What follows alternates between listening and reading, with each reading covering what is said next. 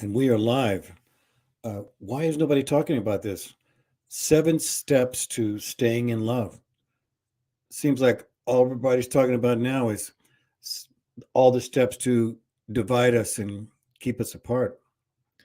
Um, Welcome to Head On with Michael. This is our Wednesday night show here. We're going to have HET-HERU in here in just a little bit, talking about the 7 steps to staying in love. I think you're going to find it really informative. So, just to let you know, I hope everybody's doing good. You got your if you're doing your New Year's resolution, um, I've been doing mine here. I've lost 19 pounds since the first of the year, and just kind of made it to get healthier. And I hope you're getting healthier. Hope you're getting out of debt, okay? Because that's really so important as we're going forward with everything that's going on. Also, keeping your brain going. You know, if you wake up in the morning, I wanted to tell you about this product here that I just started using. And it's called electrolyte powder. And what it does is it puts electricity into your brain. It literally puts electric. You do know you're all electric, right? Everything runs on electricity in the body. That's why I used to sell PMF devices that ran on a low current that matched the brain. So if you're having brain fog in the morning, you should try this. Just some type of electric powder, but this one is Dr. Berg. You can get it on Amazon if you're having brain fog. So let's get into this. What we're going to talk about, and that is the 7 steps to staying in love. Now, I'm sure HET-HERU's got a whole lot of stuff to say. So one of the things is being in love. Number one is being in love with yourself. That's really one of the most important things. We've been talking about sacred love. We've been talking about being whole. We've been talking about your thoughts, about not letting your thoughts defeat you, and how wherever thoughts go, energy flows. So, what is sacred love and the 7 steps to staying in love? And we're going to bring this lady in. We always having fun with her. Um, HET-HERU, how you Hey, do? Michael. I'm good. I'm Good. I'm I'm all of a sudden I got kind of nervous because I thought, God, this is like what the third week we've been together and you haven't done anything naughty yet. What's No, I haven't. And building up, aren't you? yeah, I was like, I was going to be, and I kind of ran Uh-huh. out of time. I know she's going to be clapping on this because I'm not going to put any surprises here. You know, so I decided to go another route here, and to go with the health um, and then be funny throughout the show here. So, um, welcome here again. You're up in Vegas, doing your dance in here. That's for sure. No, well, good. Okay, well, Yeah. listen, we're going to be talking about the 7 steps of love and Okay. staying in love. And I want to go ahead and just let you go here. We're going to try and go as long as we can and get through all these steps here. So, All right. welcome, Thank you, and though. let me know when you want me to put that up. Okay. Okay. I Okay. was thinking when you were talking about that powder for electrolytes Hmm. and about how everything is energy. And I thought, that's why it's really important for us to drink water Right. because energy, electricity is in water. So Right. that helps to keep everything functioning the way we want by drinking enough water.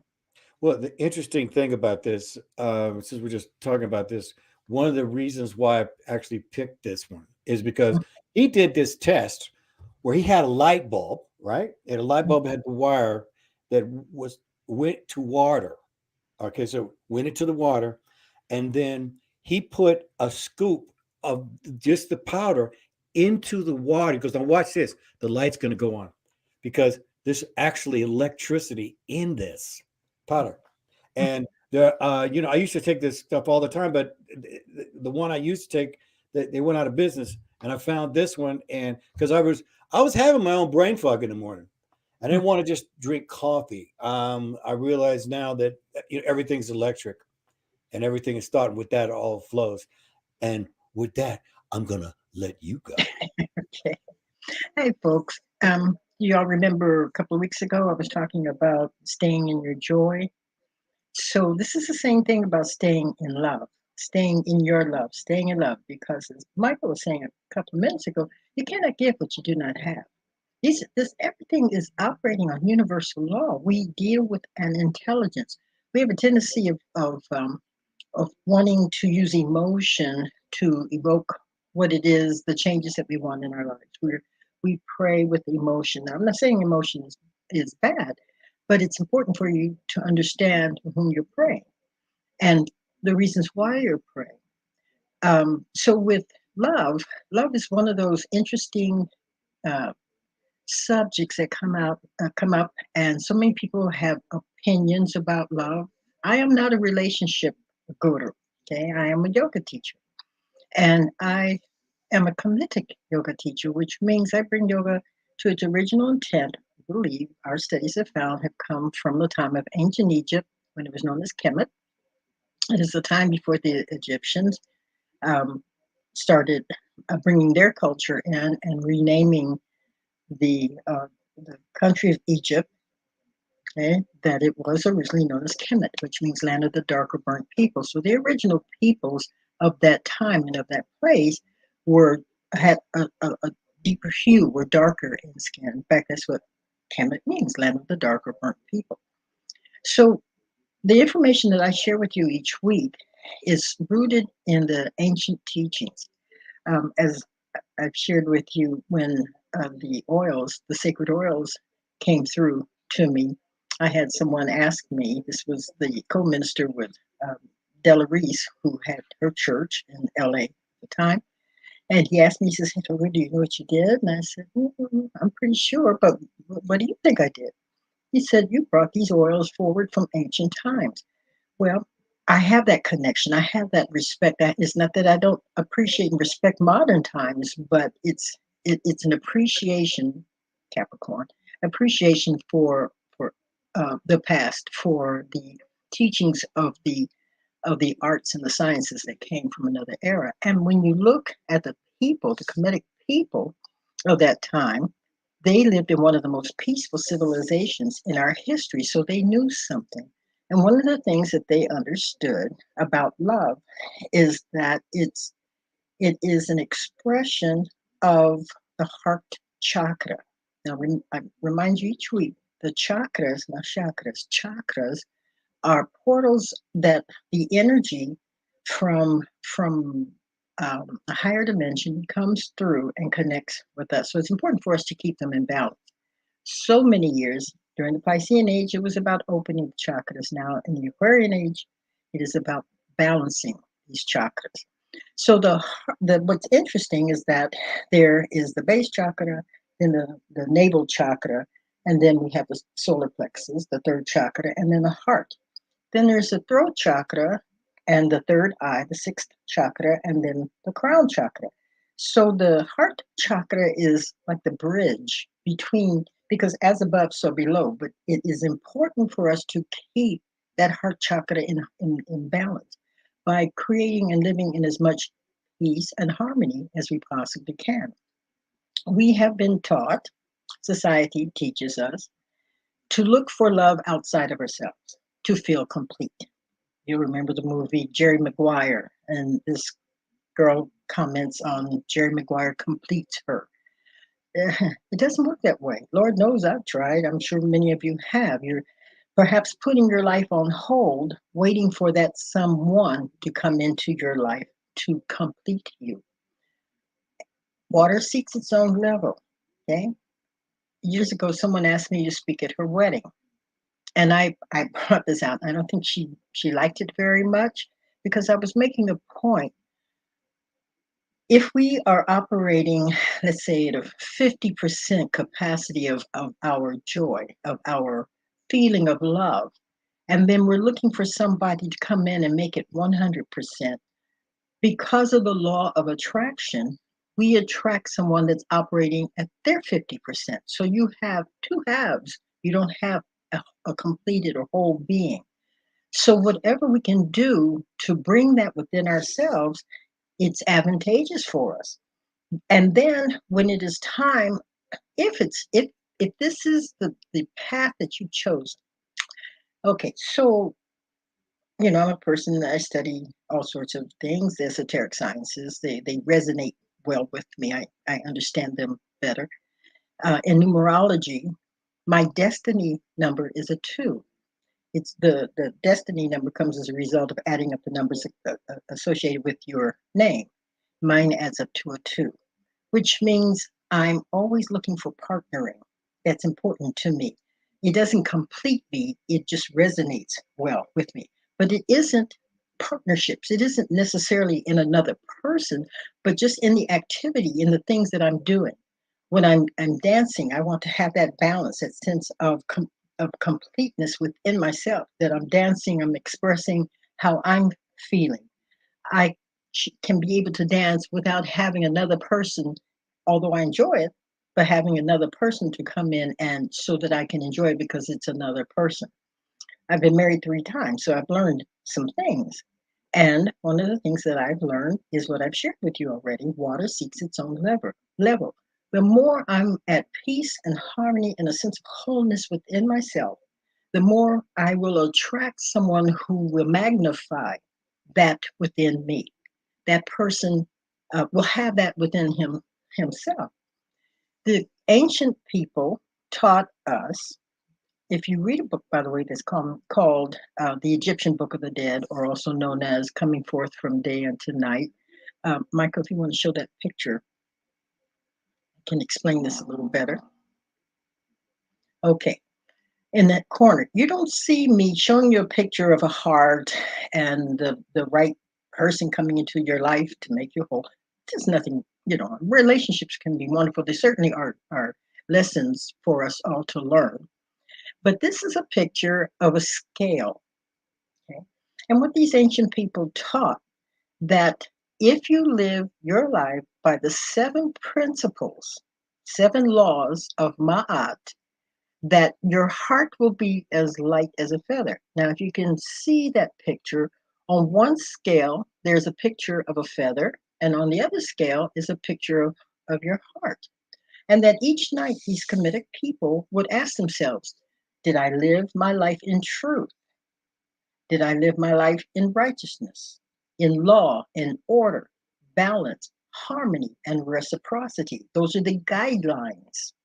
And in doing so, then they know that they lived a life, a day that is connected to keeping that heart chakra in balance. Thank you. So, again, the 7 principles. That's why I said the 7 ways of staying in love. The 7 steps to staying in love. The 7 steps are what our ancient people taught us. Truth. Okay, so truth, that doesn't mean solely what the man-made laws, and that we are living in the laws that have been man-made. I'm talking about the laws that govern our universe in which we live. The laws of what I've been sharing with you, that water seeks its own level. That what you send out comes back to you tenfold. These are specific laws that govern the universe in which we live. So living in truth will help us to keep the balance within that heart chakra. When you know, let our ancestors, the ancestors, give you help guide you with this. Before you go to sleep at night, ask yourself: did I live my day in truth? Am I being the person that I know myself to be? And in truth, you're not sitting back attempting to harm someone, because you know the law that what you send out comes back to you tenfold. If someone's in your space, in your life, that is taking you out of your sense of harmony or balance, that person you're giving up your power to, it behooves you to take your power back. It might even mean that you remove yourself from this toxic relationship. I was involved in a relationship years ago, many, many years ago.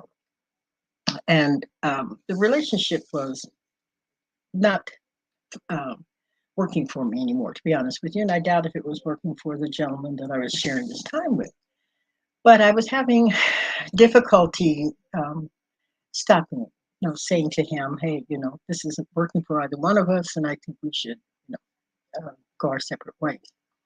But as the ancestors and the universe have had in guiding my life, I was doing a workshop, and there was a woman that was taking the workshop. I hadn't met her before, and she told me this story. She says, "You know, I've been married to the same man for many years, and this man has. I think he was beginning to show. No, no, no.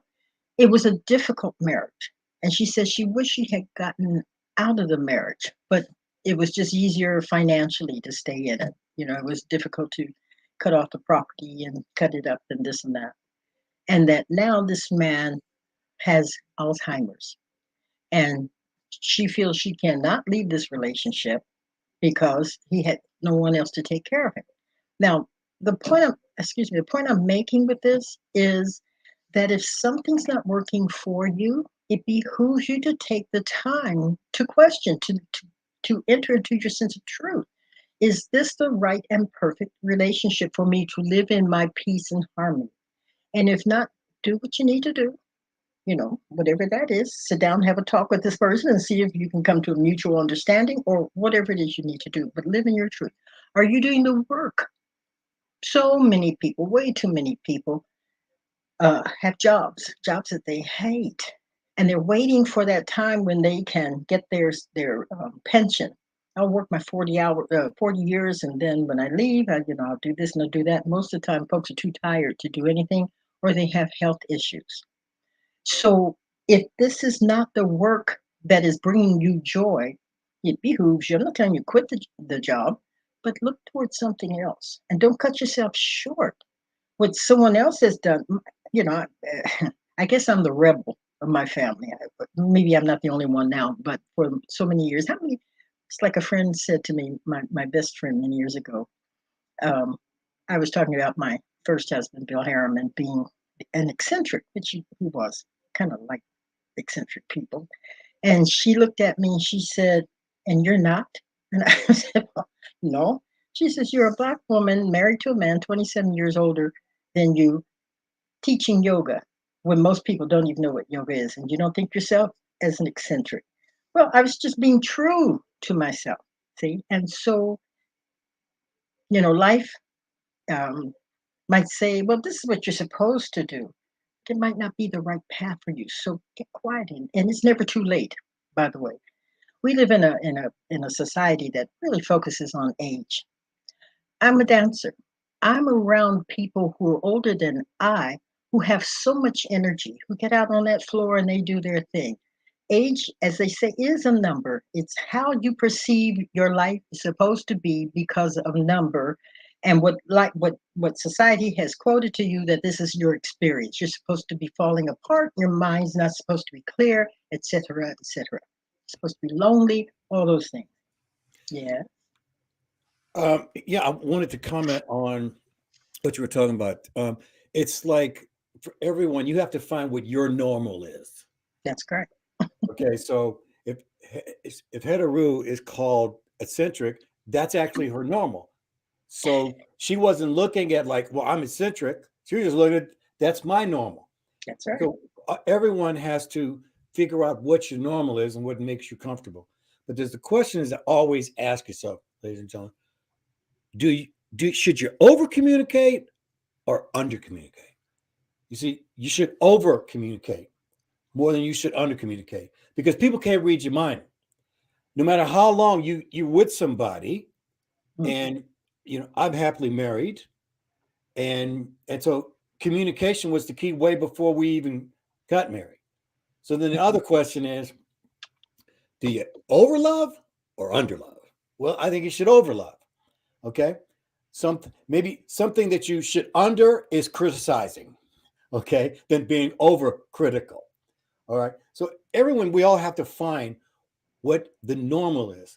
And also as we're talking about staying in love, the communication also has to be within you. You have to ask your own questions within yourself that you can have answered so that when you go in a relationship, you already have your answers about who you are. And so each person, instead of like saying, well, I 75% know myself, Well, what do you expect the other person's going to do? The 25% to make you? It comes down to you being at a 100% of who you are. Now, that is something that is not overnight, and it's Yeah. not. It's something that even as you even get older, we both can say, I'm still learning. Okay. And that's Should the be never there, be yeah. part of never stop learning and never stop communicating and never stop loving. So, with Years that, ago, my husband and I were taking a class at Unity Church in Santa Monica. The minister was Dr. Susicki back in the 70s. And it was during the, I think, Lenten time. And my husband was curious. There was an elderly woman sitting in the pew in front of us. The question was, we were to write stuff down, um, what is it that you feel you would still like to do in life? And he was curious. He was looking over her shoulder, being nosy. But she wrote, I would like to get to know myself better. Now, this woman was probably in her 80s. So, better late than never. But do it now. Get to know who you are. Get to know what it is that you enjoy doing, and find those who who enjoy doing them with you. That's part of the reason I go out to dance, because these my friends, majority, I've got like two groups of friends. Okay, probably have more, but in particular two groups. One is my salsa group, because not all my friends enjoy doing salsa. I'm attempting to get them into it, but slowly getting there. And the other group, and within that group, those that we go out to the lounges and the casinos because they have really good dance bands, top 40 type music, and we're dancing. And these are people I have known for years. And when COVID finally broke and folks were able to get out again, we were all so happy to see each other, to see that we were still around and we're still able to move, and the beauty and power of music and dance. It is a yoga. See, that's what I want folks to understand. Yoga is more than just getting on the floor doing postures. It is your posture in life. The second group of my friends are those that are more interested in metaphysics, esoteric sciences, that kind of thing. So it's always interesting for me, and it's a little amusing when the first group, the dancing group, hear me say something or see me do something, and they go, I didn't know you were into that. But they know that there's something a little different about me. It surprises them, but it doesn't, it probably then explains some things to them. So, live in the second one is righteousness, and that it is what is true for you. No, it's your connection to your spiritual essence. That's going to be your saving grace. I'm not talking about religion, okay? I'm not talking about that because, some of you are Buddhists, some are Catholics, Christians, et cetera, et cetera. So it's whatever works for you. I'm not here to break down any religion. But what I do feel very strongly about is that in your time of difficulty, your teachings, your religious teachings, your spiritual teachings, they should be able to help you through this difficult time. And if that's not working for you, it's behooves you to perhaps find something else to help you with that. For me, like most folks here, I was raised in a Christian Judaic society, and there were questions that I had as a child back in the 50s that the church I was going to had no answers. In fact, they really didn't like the idea that I was posing these questions. And I'm just a child. I'm doing what children do. When I got into yoga and the direction, the path that it took me, well, I was finally on the right path for me, for me. So the esoteric sciences have worked for me. Metaphysics have worked for me. It is truth, righteousness. You are and be a righteous being, meaning that you understand that you are a spiritual being, they say, having an earthly experience. However, as Dr. Susiki would say, don't want to be so heavenly minded that you're no earthly good. Back in the 70s, those of us, when we got on our spiritual path, we began to disengage from our so-called normal lifestyles. We were so spiritual. We would sit, in restaurants and work our beads and this and that, and so But for me, I had to learn how to ground myself better. So that's the second one. Truth, righteousness. The second one is law. As I've said, excuse me, Well, you're the getting your universe in which we live is not what? guided by laws. Yes, no. Well, just to let you all know, I didn't get married till I was 59 years old. So head over 49 or 59? 59? 59. Wow. 59. Okay. By the way, when I got married, all my friends thought the world was ending because they thought, who would I get married to? But I'm what Tracy wants to say. She says hello. That's my wife. Hello, Hi, Tracy. Tracy. I'm And she says good evening. She's recovering from the flu. Actually, she actually got the flu. The flu still exists. Everybody, she took a COVID test. It was negative. The flu still exists. So yeah. I'm not telling you all, those who of you maybe not have found the person for yourself, that it's going to be 59 before you get married. I could have gotten married numerous times. Okay, but I'm just letting you know, never give up, whatever, however that is. If that's Okay, what you want. right? If that's exactly, if that's what you want. So Right. and remember, we're not talking about worshiping here. We're talking about walking in your spirit, walking in your power, being the individual that you want to be. And part of that is experiencing, just like with HET-HERU. I grew up Catholic, went to Christianity too, and I've done my own circle. And so part of that is for you, your circle may change also. So continue on. Yeah. And remember, our emphasis is on the steps of love. See, so we're talking about that spiritual love, okay, that part of you that is connected to your essence, your spiritual being, and the ability to stay in that, and the fact that you are that we are using the guidelines to living a loving life in this lifetime that our ancestors shared, the ancestors of ancient Egypt shared with us, that it is truth, righteousness, law, that it is an intelligent, that which we've given the name God. They called it in third. There's been given many names. Um, I have friends that Mother. consider themselves atheists because they don't like the way that they were raised, that the information that was given to them with based in religion, and so they don't want to have anything to do with God. Yet they can have a tremendous amount of love for music. Well, what do you think that is? Or beauty, or any of those, those sciences or those arts, whatever. That's all an expression of the intelligence that has created the universe in which we live. Did you want to say something, Michael? No, I'm just agreeing with you. I just wanted to say, people say God, I say mother. Hmm. Okay, mother, Hmm. like birthing, everything birth, to birth the Yeah. world. Sounds like a mother. Right.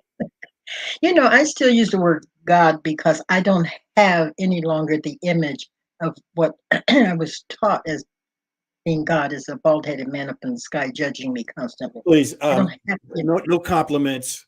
Okay. I I didn't say in Arizona. I said up in the sky. sorry about that. So I have a healthier, and it was through my time as a devotee of Satya Sai Baba that, and his teachings are rooted in what we call Bhakti yoga, which means unconditional love. That I learned that God was love. So I attempt to be as loving as I possibly can. I have seen this happen so often in my own life when I get teed off with somebody, or whatever, it just takes my joy away. It takes my sense of well-being. Inevitably, I don't sleep well. I just don't live as well. So I've learned the value in forgiving. And we've had a discussion about forgiveness. Is you're giving, you cannot give what you do not have. So you want a sacred, loving relationship? Well, you're not living in a sacred, loving relationship if you are full of anger and fear and all of those things. I have a friend, a newer friend, and this lady, I mean, she um, has so many people that she feels anger towards or just bad feelings toward, and people that she doesn't even really know. But somehow or other, I guess in her youth, she learned this must have been some type of survival mechanism But I attempt to tell her all the time, what is that giving you? Just a moment of a false sense of empowerment.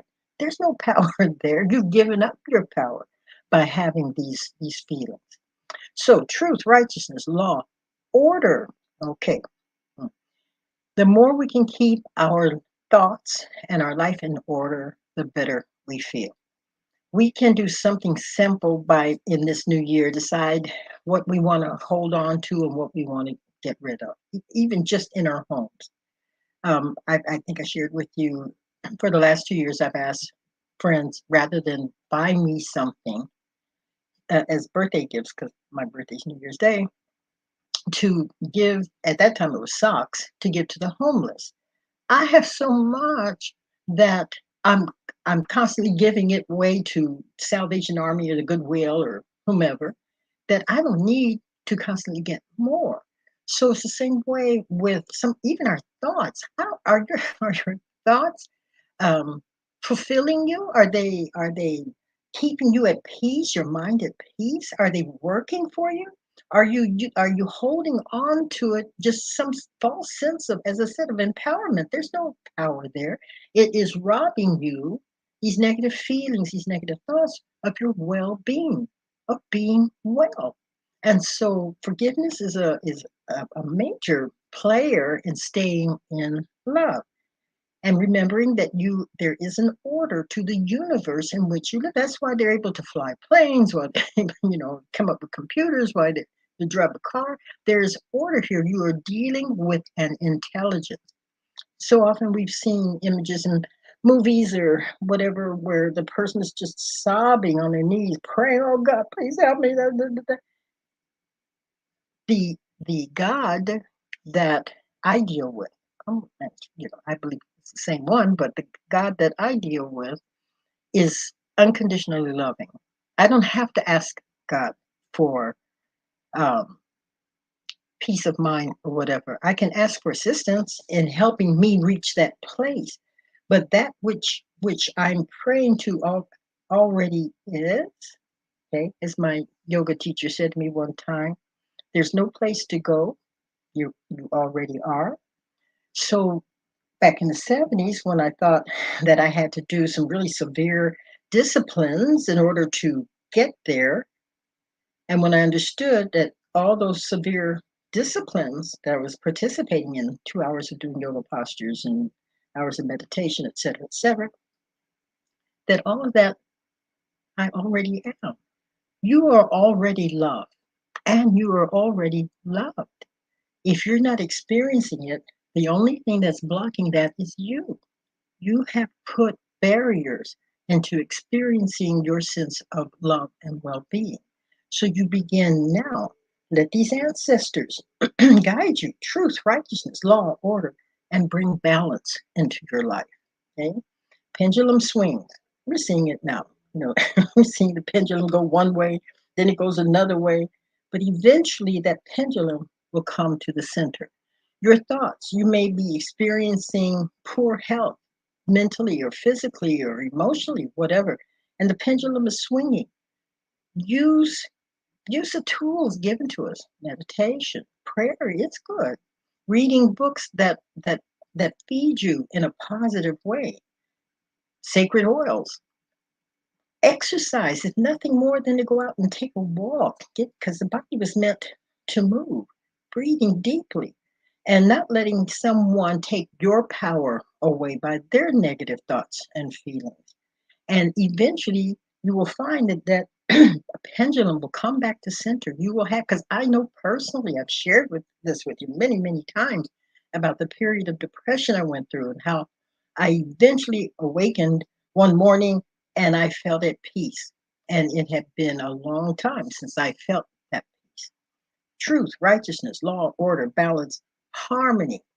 Okay. When I say my prayer every morning, I pray for harmonious relationships. But if I don't have harmony within, there's not going to be harmony without. I'm not going to project that to other people. Listen, what I've learned about humanity is that we make mistakes and we do some dumb things. All of us, all of us. It's to our advantage to understand that about human nature. People say and do things, and again, we can either be really angry about it, or we can move into that sense of unconditional love. We don't have to associate with that person, but again, if we're just full of all this venomous anger, it's not going to do anything but poison you. It's going to keep you from your sense of beauty and strength and the good things that you deserve to have. If you've done things in your past that you're not proud of, it's never too late. Let go and let God. Okay? And God is love. Truth, righteousness, law, order, balance, harmony, and the last is reciprocity. The law state, again, that's reciprocity. That which you send out comes back to you tenfold. You're sitting back and you're thinking inharmonious thoughts toward another person. It goes out, it hits them one time, but it comes back and hits you. It goes out again, even comes even less close to that person, but it comes back and hits you again. It does that 10 times until it dissipates. So who's benefiting? You're certainly not, because that negative energy that you projected is coming back and coming back onto you. So, reciprocity. Also, same thing. We oftentimes look for what can somebody give to me? How about thinking, what can I give to somebody? It can be something small. Reverend I would teach there is healing and blessing even in a smile. When I go into these places where I'm dancing with folks, not everybody looks happy. I look at them and I smile as broad as I possibly can. And I see the effect that that has on them. This same person I was talking about who doesn't always have the most positive thoughts. I remember her telling me, well, one of the reasons I don't like going out because people are staring at me. And I asked her, I said, why? Why are they staring at you? Excuse me. I'm going to stop drinking this drink because the lemon juice in it, I think, is affecting my throat. I said, no, there's so many people here on that dance floor for people to look at rather than stare at. They're looking. We're all looking at each other. Why have you decided you're the one that people has to send the most negative thoughts to? Why? Because she does the same thing. She projects the negative thoughts onto others. Reciprocity. In order to receive, you must give. That's just the law. I want to comment about prayer. You ask for what you want. I think one of my evolutions for myself, and I want to bring this to what HET-HERU. You notice when she said, when she gets up, she says, wish yourself a good day, harmony in the world. Okay. How many times do you think she said it? One time. She didn't have to say it 30 times throughout the day. All you have to do is say it once. You see, the power of behind it is one time. You see, people are, they don't get what they want, or maybe they're not asking. But if you're asking 100 times for one thing and it doesn't work, maybe it's time to go on to something else. But when you ask it once, there's the power of that one time. You say it with the power of your being, and then you let it out there, and you've already put the energy out there. You've connected with your higher power, whether that's you want to call it mother, God. You've already connected. So just think about it like this also.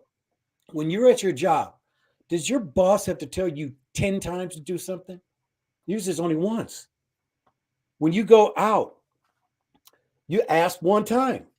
When the waiter comes up, you don't have to ask 10 times. So the power of understanding how the universe works is once.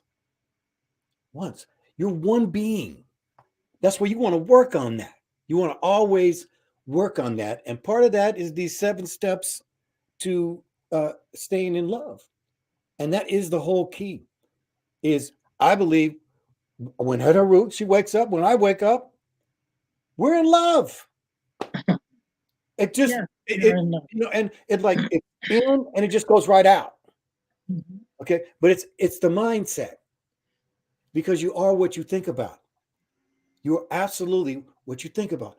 So you want to do well. let's use another example of a friend who says, "Well, everybody's staring at me." Well, see how I interpret to me, it's like, "Well, yeah, I know everybody's staring at me." Okay, Told you, naughty. that's the part. That's the part of who you are. You're going to attract people to look at you. That's okay. Maybe they're looking at you because they want to meet you. Right? And you believe as though you've already received as well. Absolutely. Right. That puts it in the whole perspective. So you want to Right. continue, or you want to give your final thoughts as we wrap this up? I'll give my final thought. Okay. Well, first, before Okay. we do that, I want to tell you a little bit about. We've been talking about sacred love, and you should go to HET-HERU.com. And these are her sacred love products, the sacred love oil, which I love. You should get a sample pack to try all of them. Body oil, love butter, love soap. I have them all. I can honestly say I've been using her products for 15 years. And this is why uh, I want everybody to know. You don't, part of this is a tool. Her essential oils are an actual tool. So if that part of you that smells, that resets your brain, your body, this is also part of this electrolyte product. It puts you in the moment. It puts you is where you want to be. I know that most people don't think, wow, how do I change my life with smell? Well, you have to try her essential oils and you will see. So I couldn't recommend them even more. And let's see, here's my wife. Oh yeah, she loves the sacred body butter, and I love it on her. Oh, sorry, different personal. Uh, That's good. yeah. That's good. All right, go. I'm gonna let you have your final thought. Okay. All right. I liked a few minutes ago. You, as I said, when I'm sharing this information with you, it's channeling. I offer it off to the ancestors to let them come through and share with you what they want, feel that is advantageous for you to know, what they want you to know. And a few moments ago, when you said, "Oh, awaken in love," isn't that a wonderful feeling? The idea that you can awaken, not with the worries of the world, mhm, the worries of whatever it is that you're having to deal with or that you are dealing with right now, whether it's family or work or whatever, but that you can train yourself to awaken in love. I do it by saying an affirmation. I say, "This is the day that God has made, and I shall rejoice." And I say it so that my whole being is resonating to that. I shall rejoice and be glad in it. My guides constantly tell me in every meditation that I have, be happy, because they know of the healing power of joy, of being happy. And all of that is coming out of this unconditional sense of divine love. The Sacred Love Oil was channeled to me. It was different when it first came out. I had one for the male aspect of the loving energy, and the other was the female aspect. And what happened was that one of the oils that I used, the price just was jacked up, way high. I would have had to ask a lot of money from folks. I never wanted to do that. I've always wanted everything that I do, from my yoga classes to this, whatever, to be affordable. I never wanted money to be the reason why you could not enjoy or take advantage of these special uh, products or special classes or whatever I was doing. And so when that happened, I meditated on it. My guy said, "Nah, you're going to do this differently. Now it will be just one." And this now is um, musk, Egyptian musk, and it's uh, myrrh and geranium and nagchampa.